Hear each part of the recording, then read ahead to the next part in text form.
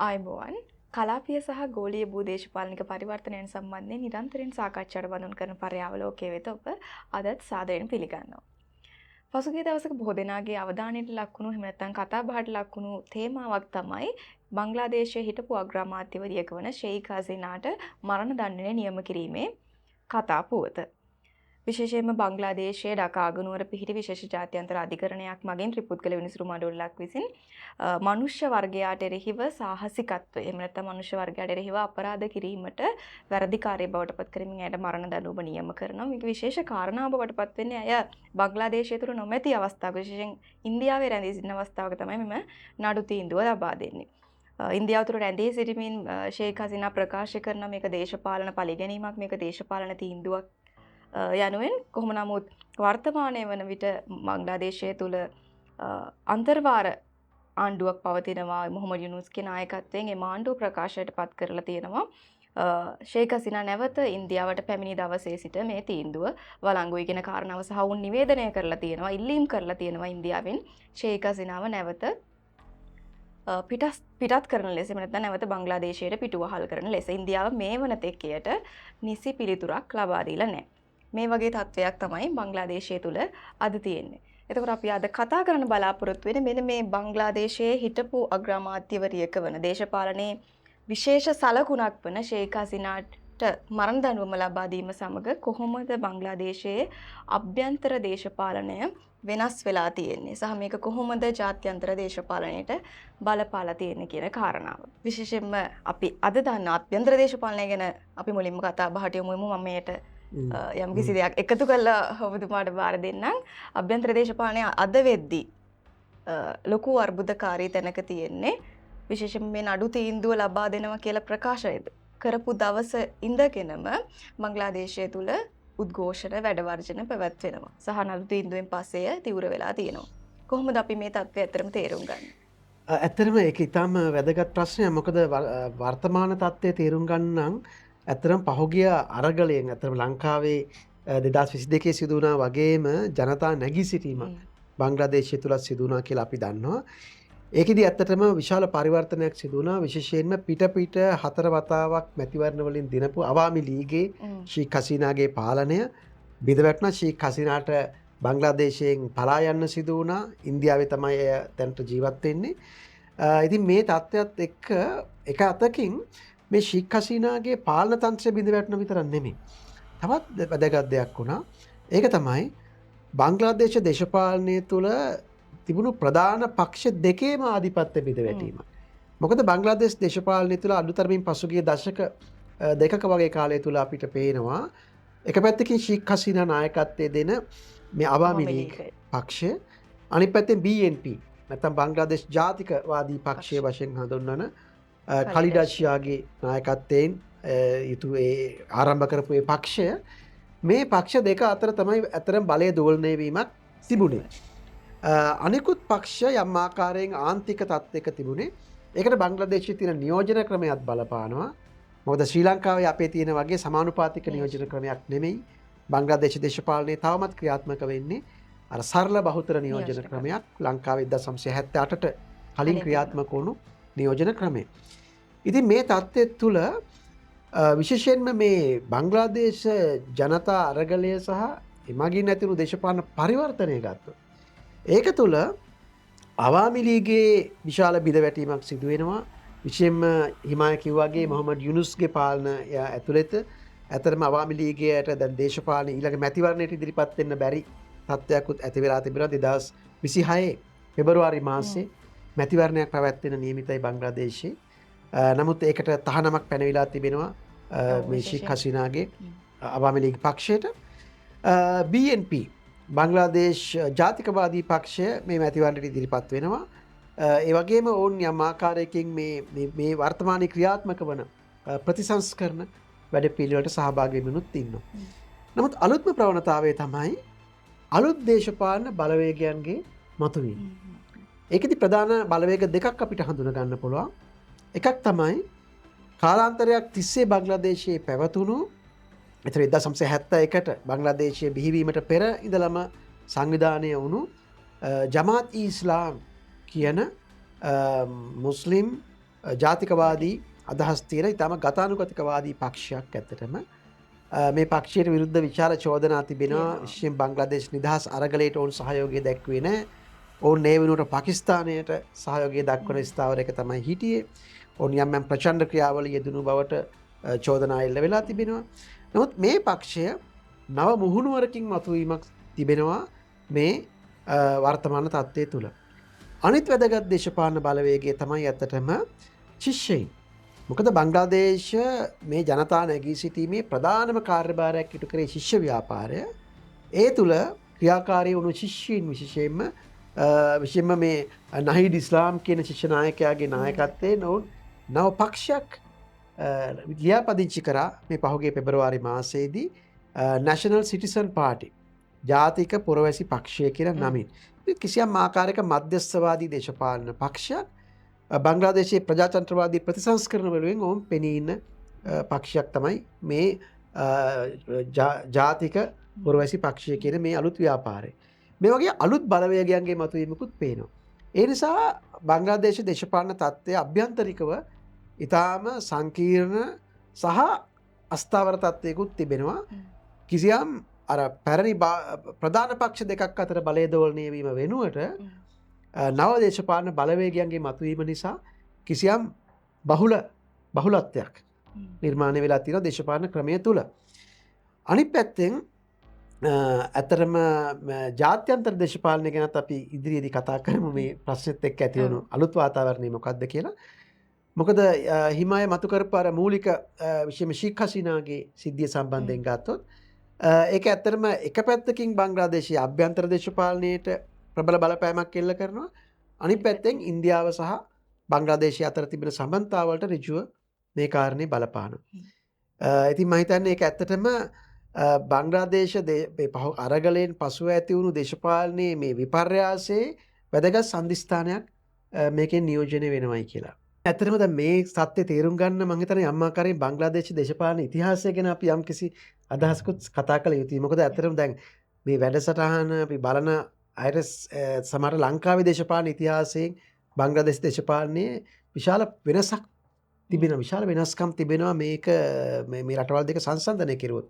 ඉතින් ඒක නිසා මම හිතන්නේ අපිට වැදගත් වෙයි කියලා මොකක්ද මේ බංග්ලාදේශ දේශපාලන ඉතිහාසය ඒක කොහොමද වෙනස් වෙන්නේ ලංකාවේ? මම හිතන්නේ හිමායට පුළුවන් ද ඒ ගැන පැහැදිලි කිරීමක් කරන්න. ඔව් ඇත්තටම ලංකාවේ දේශපාලනයත් එක්ක බලද්දී බංග්ලාදේශ දේශපාලනය හාත්පසින්ම වෙනස්.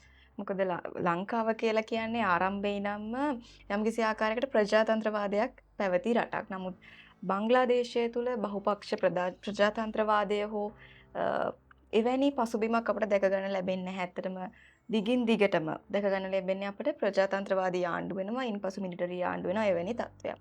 කෙසේ නමුත් ඉතිහාසය සම්බන්ධයෙන් කතා බහ කරද්දී 1971 දී මුජිබුර් රහ්මාන්ගේ නායකත්වයෙන් ජායි බංග්ලා කියන සටන් පාර්ටිය යටතේ බෙන්ගලි ජාතිකවාදී ව්‍යාපාරය ඇති වෙනවා. නැගෙනහිර පාකිස්තානය බංග්ලාදේශය නමින් අලුත් රාජ්‍යයක් පිහිටුවා ගන්නවා. මේකට ඉන්දියාවත් උදව් කරනවා. ඉන්පස්සේ 1971 ඉඳන් 1975 වගේ වර්ෂය වෙනකම් මුජිබුර් රහ්මාන් තමයි බලයේ ඉන්නේ අර අවාමි ලීග් පක්ෂයේ. ඉන්පසු ඇති වෙන්නේ මේ මුජිබුර් රහ්මාන් කියලා කියන්නේ ඇත්තම ෂීක් හසීනාගේ පියා. ෂේක් හසීනාගේ පියා ෂේක් මුජිබුර් රහ්මාන්. ඉන්පසු ඇත්තටම 1975 වගේ වර්ෂය වෙනකොට බංග්ලාදේශය තුල මිලිටරි පාලනයක් ඇති වෙනවා. ෂියාඋල් රහමන්ගේ නායකත්වයෙන් 1981 වගේ වර්ෂය වෙනකම් ඔහු ඉන්නවා. ඉන්පසුව මොහොමඩ් එර්ෂාඩ් බලයට පත් වෙනවා. මේ පාලකයන් දෙදෙනාම දැඩි ඉස්ලාමීයකරණ ප්‍රතිපත්ති බංග්ලාදේශය තුල ක්‍රියාත්මක කරනවා. මේ කාලවකවානුව වෙනකොට මේ ඇත්තටම අපි කතා තේමාව සම්බන්ධ කරෝතින් 1981 වගේ වර්ෂය වෙනකොට ෂේක් හසීනා ඉන්නේ ඉන්දියාවේ. ඇත්තටම මට කලින් කියන්න අමතක වුණා 1975 වර්ෂයේදී බලයට පත් වුණු ෂියාඋල් රහමන් විසින් මුජිබුර් රහ්මාන්ගේ පවුල සහ සියලු දෙනාම ඝාතනය කරනවා. ඉතිරි වෙන්නේ ෂේක් හසීනා සහ ඇගේ නැගණියක් විතරයි ඉන්දියාවේ ඉඳගෙන. මේකදී අපි තව එක කාරණයක් මතක් කරුවොත් එහෙම ඇත්තටම මොකද වර්තමානයේ තත්ත්වය තේරුම් ගන්නකොට එක පැත්තකින් මේ බංග්ලාදේශයේ ප්‍රධාන පක්ෂ දෙකෙන් එකක් තමයි ඔය අවාමි ලීගය. ඒක ඇත්තටම මේ ෂීක් හසීනාගේ නායකත්වයෙන් තියෙන්නේ. ඒක ආරම්භ කරේ එයාගේ පියා ෂීක් මුජිබුර් රහ්මාන්. ඒ වගේම අනිත් වැදගත් කාරණේ තමයි ඇත්තටම BNP එක. ඒ කියන්නේ බංග්ලාදේශ ජාතිකවාදී පක්ෂය කල්ඩාෂියාගේ නායකත්වයෙන් ක්‍රියාත්මක කරන පක්ෂය ගත්තොත් ඒ පක්ෂය ආරම්භ කරේ අර කලින් අර හිමායා කියපු සියාව් රහමන්ගේ බිරිඳ තමයි ඇත්තටම මේ කලිඩශයා කියලා කියන්නේ. ඉතින් මේ පක්ෂ දෙක අර අතන ලංකාවෙත් මේක අපිට සුරු පුරුදු දෙයක් මේ පෞල් දේශපාලනය දේශපාලන පෞල් මේ දකුණු ආසියාව පුරාම මේකේ පොදු ලක්ෂණයක්. එක පැත්තකින් සහය කලවක් වනුව වෙද්දී ලංකාවෙත් චන්ද්‍රික බණ්ඩාරනායක බලයට පත් වෙලා තිනවා සහ ශ්‍රෝනියා ගාන්ධි ඉන්දියාවේ වගේ මේ කලාපය තුරාම කාන්තාවන්ගේ ඒක ඇත්තටම 1990 දශකයේ 90 දශකයේදී ඇත්තටම අපිට පේනවා විශේෂයෙන්ම දැන් ඔය සියාව් රහමන්ගේ ඝාතනයෙන් පස්සේ තවත් හමුදා පාලකෙක් බංග්ලාදේශයේ ඇති වුණා මේ මොහමඩ් එර්ෂාඩ් ඒ මොහමඩ් එර්ෂාඩ්ගේ පාලට විරුද්ධව මේ ඔක්කොම පක්ෂයකට එකතු වුණා. විශේෂයෙන් කලිඩශියා සහ ෂේක් හසීනා දෙදෙනාම එකතු වෙලා හමුදා පාලනයට විරුද්ධව කටයුතු කරා. ඉන් පස්සේ මට කියන්න අවශ්‍ය වෙච්ච කාරණාව තමයි ඉන් පස්සේ 1989 90 වගේ වෙනකම් මොහමඩ් එර්ෂාඩ් පාලනය කරනවා. 1991 දී කලිඩශියා බලයට පත් වෙනවා. 1996 දී තමයි ෂේක් හසීනා බලයට පත් වෙන්නේ. මේකත් විශේෂ කාරණාවක්. අනිත් සියලුම දේශපාලන පක්ෂ මැතිවරණ වර්ජනය කරන අවස්ථාවක තමයි ෂේක් හසීනා බලයට පත් වෙන්නේ. 2001 වෙනකන් ඉන්නවා. නැවත වරක් ඇය බලයට පත් වෙන්නේ 2009 අවුරුද්දේ. 2009 අවුරුද්දේ බලයට පත් වෙලා 2024 වෙනකන් වසර 15ක් එක දිගට බලයේ ඉන්නවා. එතකොට මේ පාලන සමය ගත්තොතින් අපි විශේෂයෙන්ම මේ ප්‍රජාතන්ත්‍රවාදය සිවිල් අයිතීන් නිදහස අයිතිවාසිකම් සම්බන්ධයෙන් එච්චර හොඳ තත්ත්වයක් නෙමෙයි පැවතුනේ සහ මැතිවරණ ප්‍රචණ්ඩ ක්‍රියා මැතිවරණ දූෂණ ඒ වගේ දේවල් ඉතාම තීව්‍ර විදියට සිදු වුණා. හොඳම උදාහරණය කියනවා නම් 2018 අවුරුද්ද ඒ කියන්නේ ෂේක් හසීනා ගේ නායකත්වයෙන් පැවති අවසන් මැතිවරණය 2018 මැතිවරණයේදී 80%ක ඡන්ද ප්‍රතිශතයකින් තමයි මේ ජයග්‍රහණය කරන එක විශ්වාස කරන්න බැරි තරම් ප්‍රතිශතයක්. ලංකාවේ ගත්තොතින් අපි වැඩිම ඡන්ද ප්‍රතිශතයක් ලබාගෙන තියෙන්නේ චන්ද්‍රිකා බණ්ඩාරනායක මහත්මිය මට මතක විදිහට 62ක වගේ ප්‍රතිශතයක්. එවැනි ප්‍රතිශතයක් තමයි ගත්තේ. ඉතින් මේක අදහා ගන්න බැරි තරම් ප්‍රතිශතයක්. ඒත් එක්කම මේ ෂේක් හසීනාගේ පාලන සමය තුළ යම්කිසි ආකාරයකට ආර්ථික වශයෙන් සුබදායි තත්ත්වයක් බංග්ලාදේශයට අත්පත් වෙලා තිබුණා. අපි අනිවාර්යෙන් ඒ තත්ත්වය ගැනත් කතා කරන්න ඕන.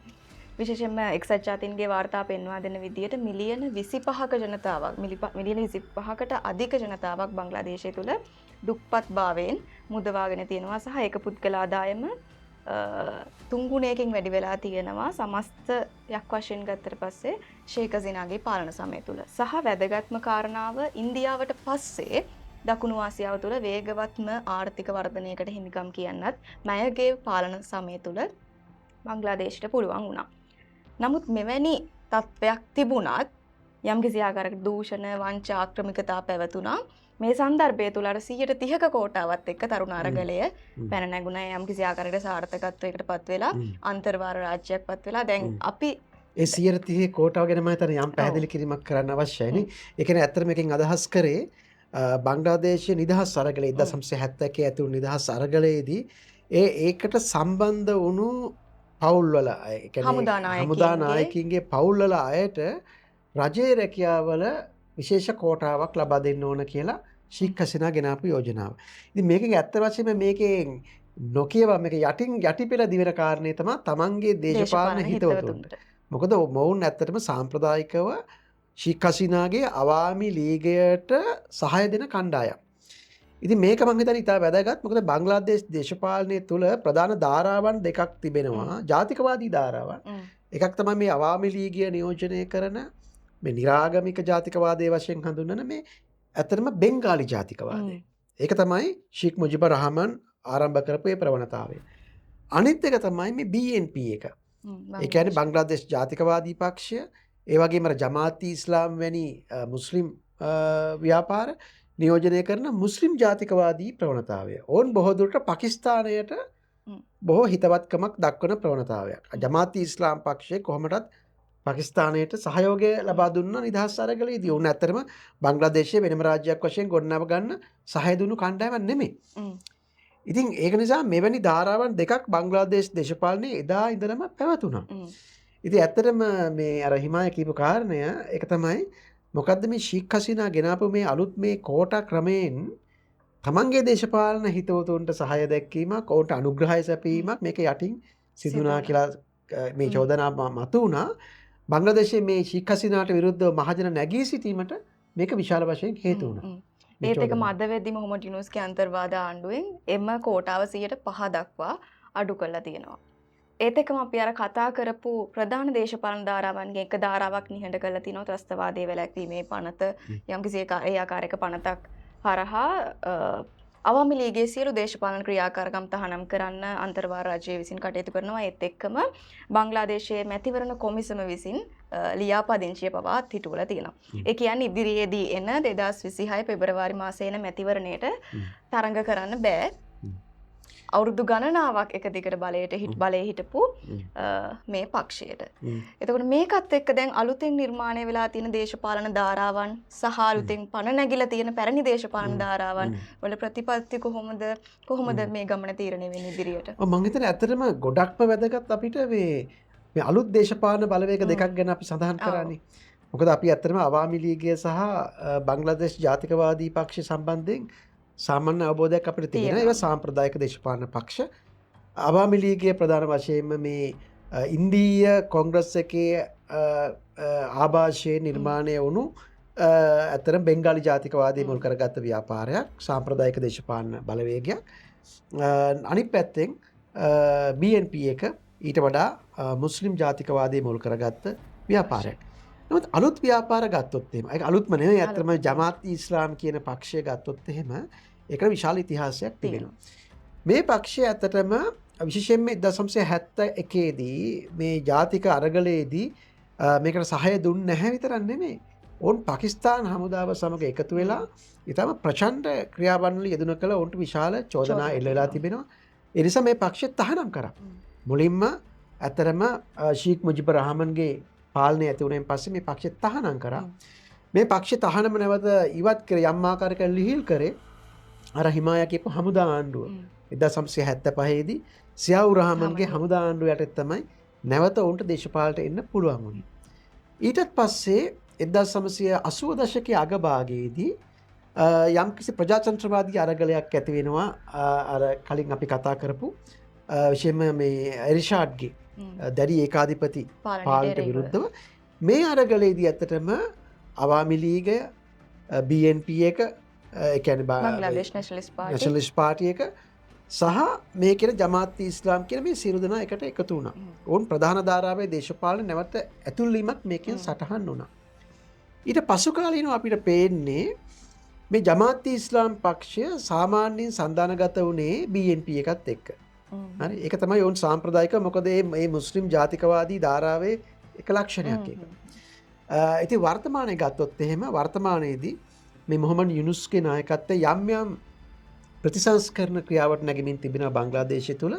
ඒකෙදි ඇත්තටම මේ ජමාත් ඉස්ලාම් පක්ෂය දැන් කියන්නේ තමන් කිසියම් මධ්‍යස්ථ ස්ථාවරයකට ආවා කියලා.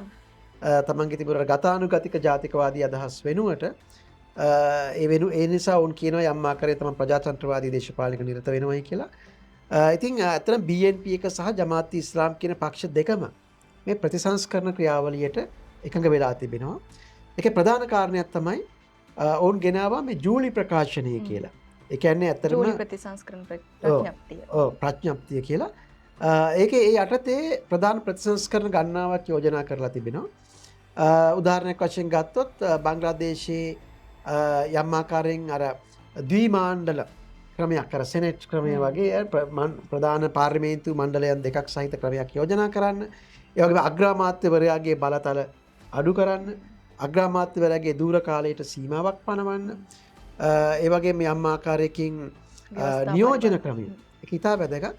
මොකද මේ දැනට පවතින සරල බහුතර නියෝජන ක්‍රමයෙන් බංග්ලාදේශ දේශපාලනයේ තිබෙන මේ බහුවිධත්වය නියෝජනය වෙන්නේ නැහැ කියන අදහස මත මේ ලංකාවේ වගේ සමානුපාතික නියෝජන ක්‍රමයක් ඇති කරන්න. ඒ වගේම සම්බන්ධයෙන් වන ඡන්ද විමසීම නෙමෙයි ඇත්තටම ජනමත විචාරණය සහ මහමැතිවරණය දෙකම එකවර පවත්වන නියමිතයි 2026 පෙබරවාරි මාසෙදී. ඉතින් මේ ප්‍රතිසංස්කරණ ව්‍යාපාරයට ජමාත් ඉස්ලාම් පක්ෂ සහ BNP එක දෙකම එකඟ වෙලා තිබෙනවා. අනිත් වැදගත් දේශපාලන ප්‍රවණතාවය ඒ තමයි මේ නැෂනල් සිටිසන් පාර්ටි කියන එක ශිෂ්‍ය නායකයින් විසින් ආරම්භ කරපු පක්ෂය.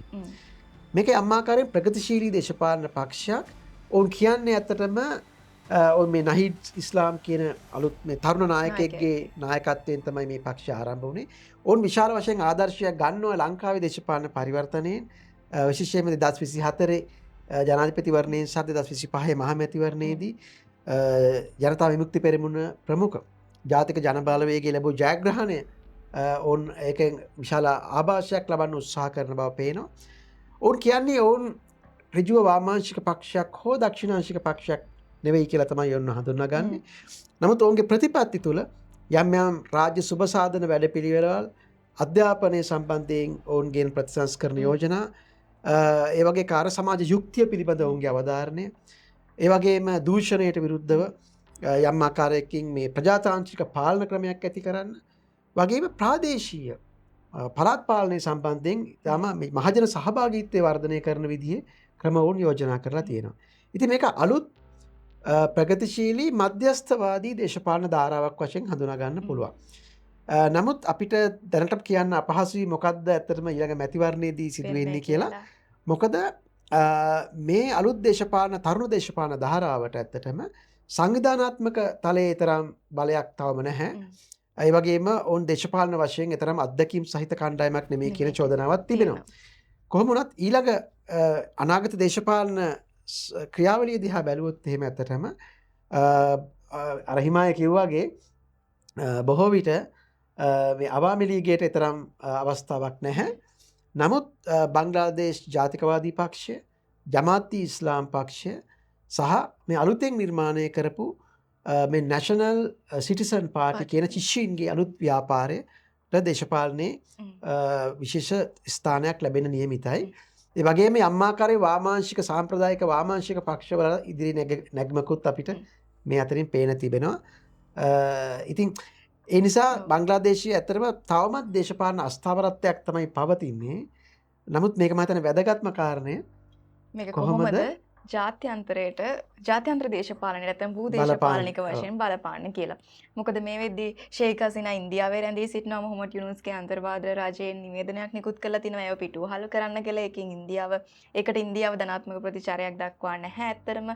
සහ මොහොමඩ් යුනූස් කිහිප වරක් චීනයේ සංචාරය කරනවා සහ පාකිස්තානය එක්ක තියෙන සම්බන්ධතාවය යම් කිසි ආකාරයකට වර්ධනය වෙන බවක් අපිට පේනවා කලින්ට වඩා. ඒකට මේ දේවල් එක්ක කොහොමද ඇත්තටම මේ සංසිද්ධිය ජාත්‍යන්තර දේශපාලනයට බලපාලා තියෙන්නේ? ඔව් ඇත්තටම ඒක ඊටාම වැදගත් ක්‍රියාවලියක් සිදුවීම පවතිනවා. විශේෂයෙන්ම ඇත්තට මොහොමඩ් යුනූස් බලයට ආවෙන් පස්සේ මොහොමඩ් යුනූස් ඇත්තටම ඔහු తాවකාලික මේ අන්තර්වාර පාලකෙක් වුණත් ඔහු බංග්ලාදේශයේ විදේශ ප්‍රතිපත්තිය සම්බන්ධයෙන් ඉතා වැදගත් වෙනස්කම් කිහිපයක් සිදු කරා. මේක ඇත්තටම ඉන්දියාව සෑහෙන දුරට මේ ගැන අවධානයෙන් ඉන්නවා. මොකද ඇත්තට මොහොමඩ් යුනූස් උත්සාහ කරනවා බංග්ලාදේශයේ මේ ජාත්‍යන්තර සම්බන්ධතාවල කිසියම් විවිධාංගීකරණයක් ඇති කරන්න. අර හිමාය කිව්වාගේ චීනයත් එක්ක අලුත් සම්බන්ධතා ඇති කර ගැනීම විශේෂයෙන්ම චීන ආයෝජන බංග්ලාදේශයේ විශාල වශයෙන් වර්ධනය වෙලා තිබෙනවා. මේ වන විට ඇමරිකානු ඩොලර් බිලියන 10ක පමණ ආයෝජන සිදු වෙනවා බංග්ලාදේශය තුල. ඒ වගේම මෑතකදී ඇතරම මේ මොහොමඩ් යුනූස් චීනය කරපු සංචාරයේදී සී ජින්පින් ජනාධිපතිවරයා හමු වෙලා ඇති කරගත්ත එකගතා අනුව ඇත්තටම ඩොලර් බිලියන 2.1ක වගේ අලුත් ආයෝජන බංග්ලාදේශය ලබා ගන්න උත්සාහ කරනවා.